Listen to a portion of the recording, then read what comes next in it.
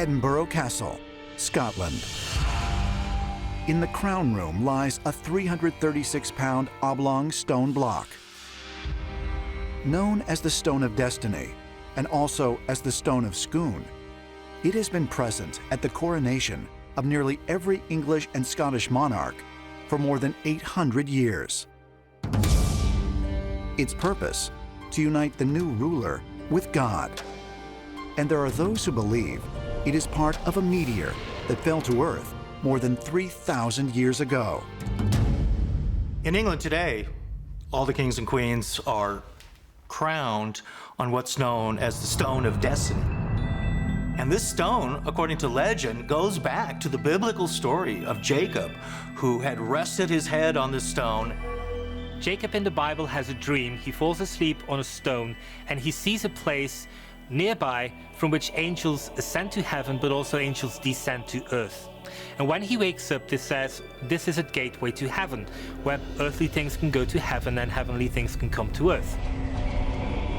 The stone that was seen as an axis mundi, the connection point between heaven and earth. It was almost like the English strengthened their own belief that Westminster Abbey was the axis mundi. They placed it within a throne, right in front of the Cosmati pavement. And within this Cosmati pavement are circles and swirls and lines that represent the universe as a whole.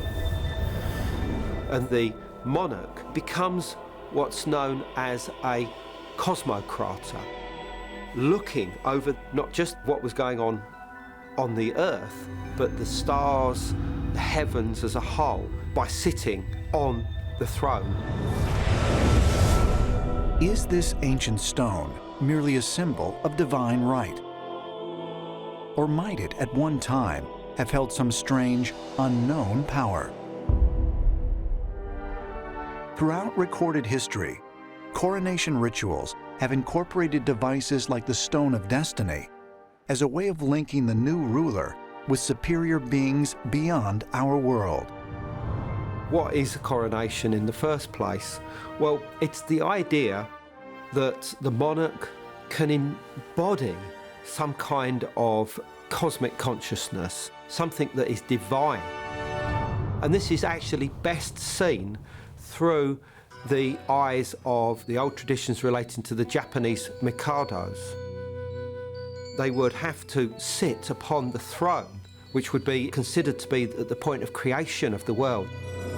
There's a notion called the divine right of kings that certain British kings had, that somehow the sovereign is God's representative on planet Earth. But for the ancients, it went steps further.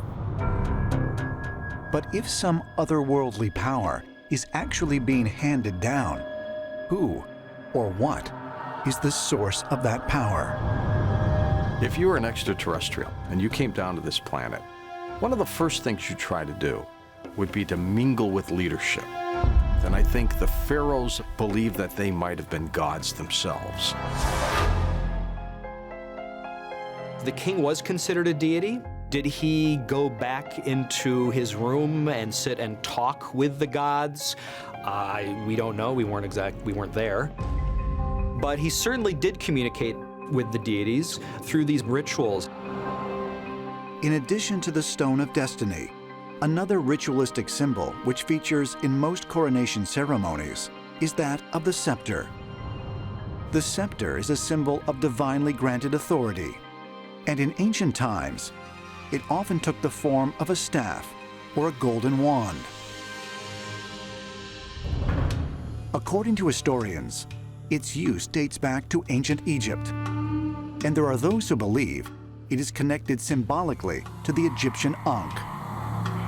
When it comes to the Ankh in ancient Egypt, we find that it is intimately familiar with Isis. Isis symbolizes the Ankh because she is the one who was able to restore life. It is the symbol of transformation, the symbol of alchemy, the symbol of ritual. The Ankh is always a symbol used in pharaonic times as a scepter, but an interesting play on the word Ankh shows that it also stems from the word Anunnaki, which meant those who from heaven came to earth. And what's fascinating to me is that the Ankh, in many occasions, is also shown next to the jet pillar. And the jet pillar also is one of the earliest symbols we have in ancient Egypt, and both symbols describe a connection to the stars. If you combine the two, in some of the ancient Egyptian carvings that we see, something very technological is described or depicted. Now, over time, the Ankh symbol turned into something divine, but it never was that, because according to the ancient astronaut theory, ancient symbols are based upon something that our ancestors encountered in real life. You have to wonder here if the original Ankh wasn't some kind of high-tech device that the ancient astronauts used, and then it was given to the kings for their use. And with a coronation ritual and holding a scepter, suddenly normal people become as gods.